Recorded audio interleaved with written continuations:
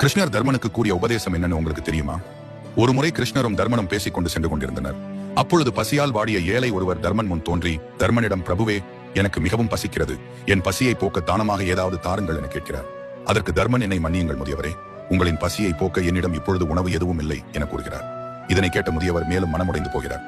உடனே கிருஷ்ணர் அந்த முதியவரிடம், கவலை வேண்டாம் முதியவரே, உங்களின் பசியை நான் போக்குகிறேன் என கூறினார். இதனை கேட்ட அந்த முதியவரின் முகம் தாமரை மலர் போல மலர்ந்தது. அப்போது கிருஷ்ணர் தர்மனிடம் கூறுகிறார், பார்த்தாயா தர்மா, அவரின் முகத்தில் புன்னகையை. தர்மா, மற்றவர்க்கு கொடுக்க தகுந்தது வெறும் செல்வமோ பொருட்களோ மட்டுமில்லை. ஒருவன் மனதில் வலியால் துவண்டு கிடக்கும் போது உன் ஆறுதலான பேச்சு அவனின் தாகத்தை தணிக்கலாம். உன் முகத்தில் இருக்கும் சிறு புன்னகை அவன் உள்ளத்தில் விளக்கேற்றலாம். நீ அவன் மீது செலுத்தும் அன்பு அவனை மனிதனாக வாழ வைக்கலாம். நான் இருக்கிறேன் என்பது வார்த்தைதான், ஆனால் அதை நீ மனம் உடைந்தவர்களிடம் சொல்லும் போது நீ அவர்களுக்கு கடவுள் என கிருஷ்ணர் கூறுகிறார். இதனை கேட்ட தர்மனும் செல்வத்தை விட நம் வார்த்தையில் தான் அதிக மதிப்பு உள்ளது என புரிந்து கொள்கிறார். கவலைப்படாதே என்பது ஆறுதல் தான், ஆனால் எது நடந்தாலும் நான் உன்னோடு இருப்பேன் என்பதுதான் மிகச்சிறந்த ஆறுதல்.